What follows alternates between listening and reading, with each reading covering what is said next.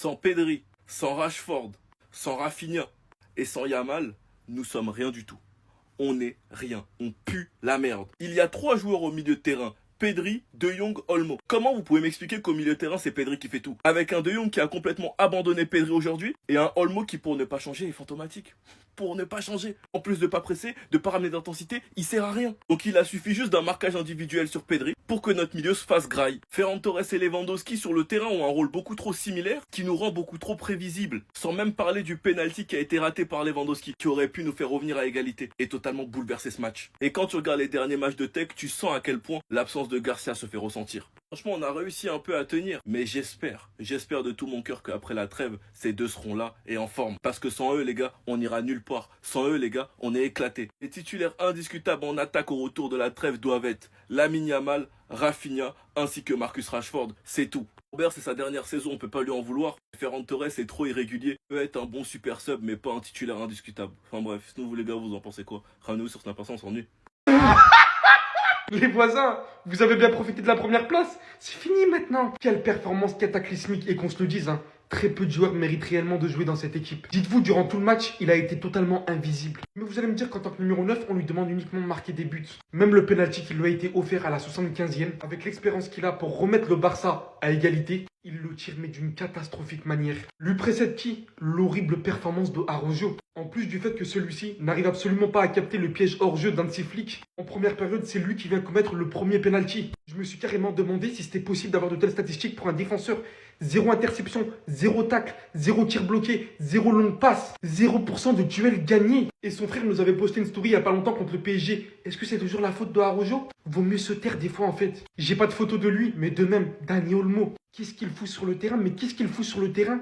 Encore plus autant de temps. C'est tellement une totale remise en question. Est-ce que c'est avec une telle équipe, avec du Gérard Martin de même, que le Barça est censé parvenir à gagner autant de choses cette saison? Sans parler bien évidemment de la Lamine Yamal dépendance qu'on ressent plus que tout au final. Les voisins, mon courage, on n'est pas ensemble. Vous avez pensé que le championnat était déjà gagné parce qu'on avait perdu contre l'Atlético Madrid. Pour vous en remettre mentalement maintenant, bon courage. Les gars, défaite 4-1 du Barça face à Séville. Il y a plein de choses à dire sur ce match, mais le premier point, les gars, c'est la défense. Le plus gros point négatif de ce Barça, c'est la défense. Il va falloir que Flick, il prenne des décisions. Il faut qu'il comprenne qu'il ne peut pas jouer en ultra offensif à tous les matchs et à tous les moments du match surtout. Et en vrai, dans cette défaite, le Barça, ils peuvent s'en prendre qu'à eux-mêmes, les joueurs et le coach. Premier but de Séville, sur un penalty. Araujo, il fait du catch. Il est là, il met sa main sur l'épaule, dans les jambes, partout. Poto, pourquoi tu défends mal comme ça? Deuxième but, une contre-attaque. Encore une fois, la défense du Barça, beaucoup trop haute. Beaucoup trop de risques. Ensuite, il y a Rashford qui réduit le score sur un très beau but. Franchement, c'est le seul point positif du Barça en ce moment, c'est Rashford. Au passage, Alexis Sanchez, il s'est pas empêché de célébrer quand il a vu son but. Bref. Deuxième période, Lewandowski qui rate un penalty, il cadre même pas. Il s'est fait avoir à son propre jeu. Il a attendu que le gardien saute. Le gardien n'a pas sauté et du coup Lewandowski, je pense qu'il a un peu, entre guillemets, paniqué. Il a tiré dehors. 80e minute, Rooney, je sais pas comment on l'appelle, mais moi je l'appelle pas Rooney. Le seul Rooney, c'est Ronaldinho. Donc lui, c'est Rooney, comme Wayne. Il a fait tout le taf avant et après il rate une dinguerie face au goal. Comme ça, il met une frappe écrasée dégueulasse. Et ensuite, ça pardonne pas, forcément. Il y avait 2-1. Le Barça, ils attaquent, ils se mangent des contre-attaques. 3-1, 4-1. 90e, 96e. Ah, punition. Les gars, va falloir que le Barça, il se remette en question, surtout au niveau de la défense. Parce que c'est un match qu'ils auraient pu gagner. Mais trop d'erreurs individuelles. Erreurs individuelles en défense, erreurs individuelles en attaque. Et maintenant, le Real est premier. Ça y est, c'est eux les leaders. Voilà les résultats du week-end.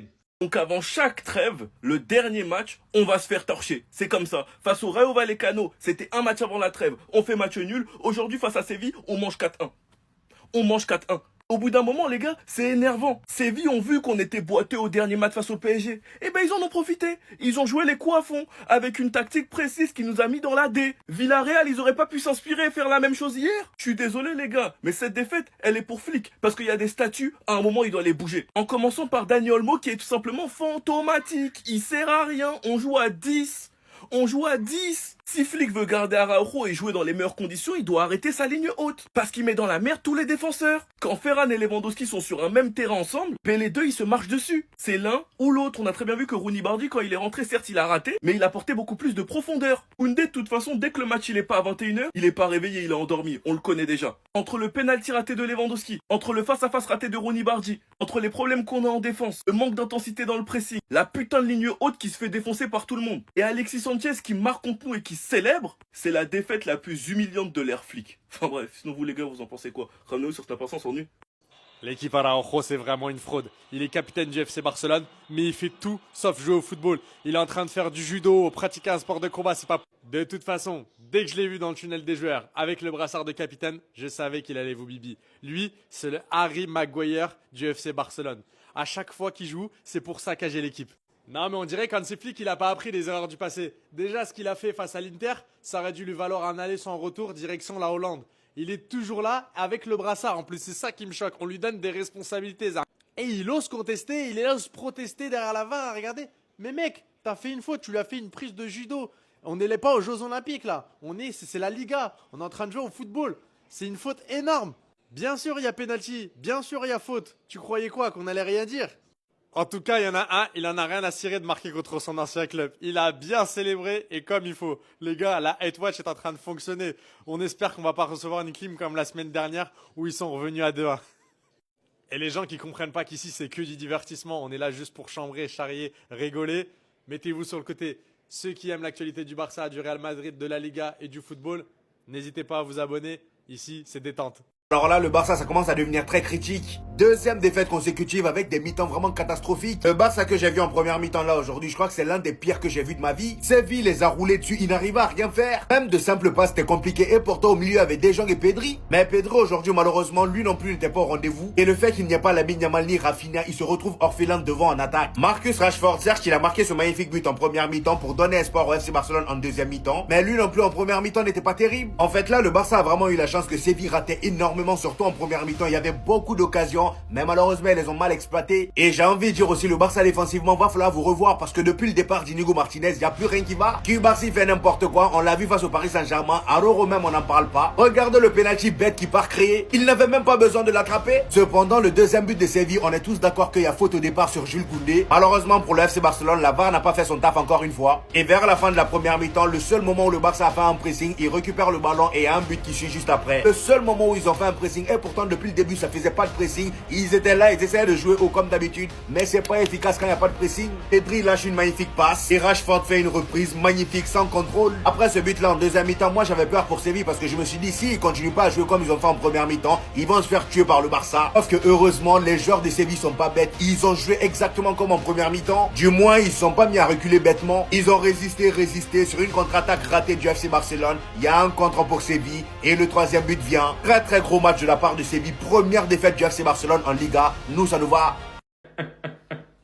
Quand je vous dis que les petits frères qu'on a envoyés en descente à Montjuic les ont traumatisés psychologiquement. En 2025, en 2025, ça se prend des buts par Alexis Sanchez disparu. Pour ça qu'il tape encore des foot avec Dani Alves et Tibag à Guadalajara. Vous avez pas honte. Vous avez pas honte. Le ciel vient de vous tomber dessus. Séville, vous êtes le plus grand club de l'Espagne. Bravo. Dani Olmo. Dani Pomo de vitesse, il est ignoble. Il fait partie du top 10 des pires joueurs qui ont porté le maillot du Barça. Il est moisi. Le pire joueur ayant porté le maillot du Barça est devant vous, mesdames et messieurs. Ronald Akrapovic, Ronald Araujo. Ce mec-là, c'est une angoisse. Et pourtant, les Barcelonais l'ont sucé après le match contre Paris juste parce qu'il n'était pas titulaire et qu'ils ont perdu. Regardez-vous. Sans oublier que Lewandowski, leur numéro 9, a raté un penalty, même pas cadré. Je sais pas ce qui leur arrive aujourd'hui. Plus rien ne va. Qu'est-ce qui se passe au Barça? Dire oui, non, c'est Séville. Non, c'est le PSG. S'ils jouent comme ça et s'ils ont pris 4-1 ce soir, c'est à cause du PSG. Vous pensez que dans leur tête, ils ont digéré ce qui s'est passé avec Mbaye?